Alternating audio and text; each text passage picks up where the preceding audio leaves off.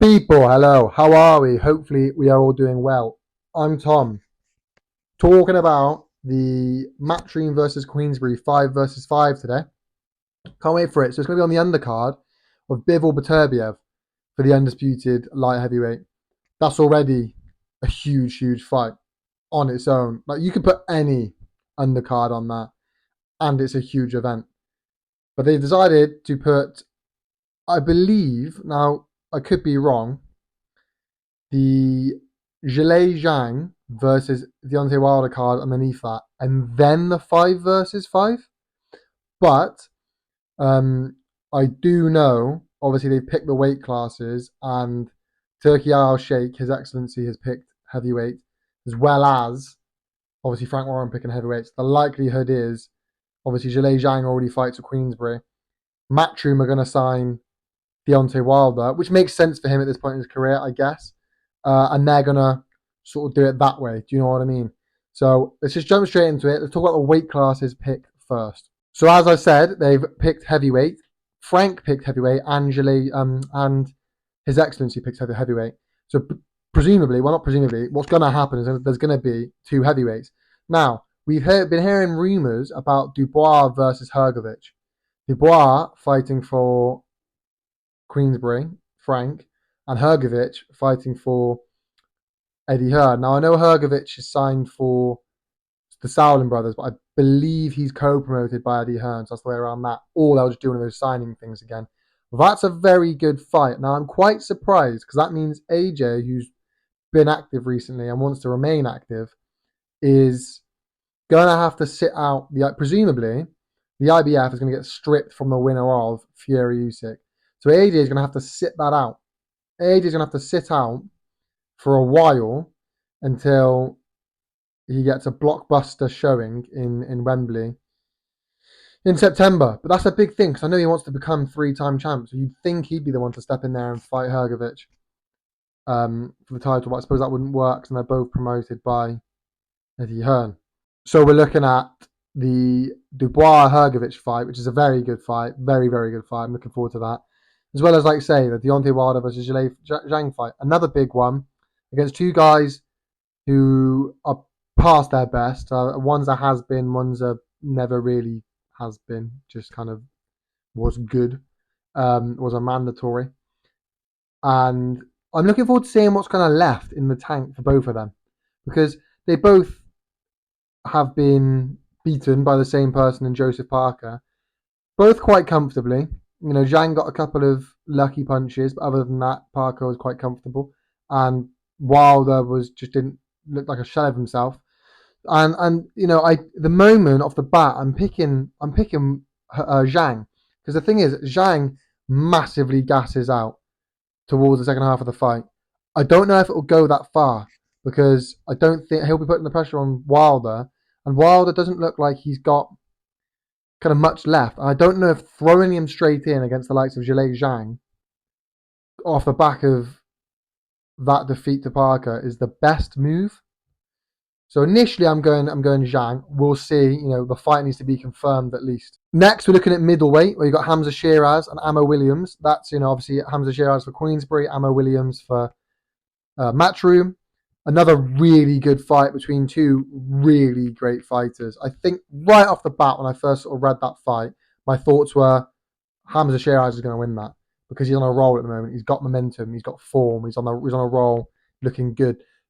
Does that mean he is going to win it? Well, I don't know. But that was my initial kind of he's going to win thoughts. But it really is quite close. And I might shift it a bit later on. What that then means is you're looking 0-2 or 2-0 to Queensberry's favour because Dubois-Hrgovic is quite close. Maybe Hrgovic wins that, so it's 2-1. But I reckon Zhang beats Wilder, and I reckon Hamza Shiraz beats Ammo Williams. So, but it's a hell of a fight, a really, really good fight. I just can't wait for that one. That's one more for the kind of hardcores. The casuals, I don't know how well they're going to know your Hamza Shiraz and your Ammo Williams. But they're two phenomenal fighters, and it's one to get excited about if you don't know them already.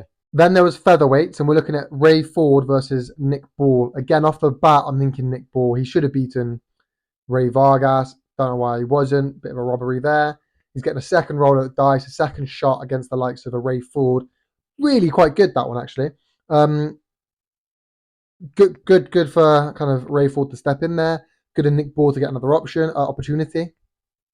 And like I said, I do think it will go Nick Ball's way. He's just a really good fighter, and he went in as somewhat of an underdog against Ray Vargas, and we saw there that, I mean, he was challenged. He was a really difficult fight, but I think and I thought he came through relatively comfortably.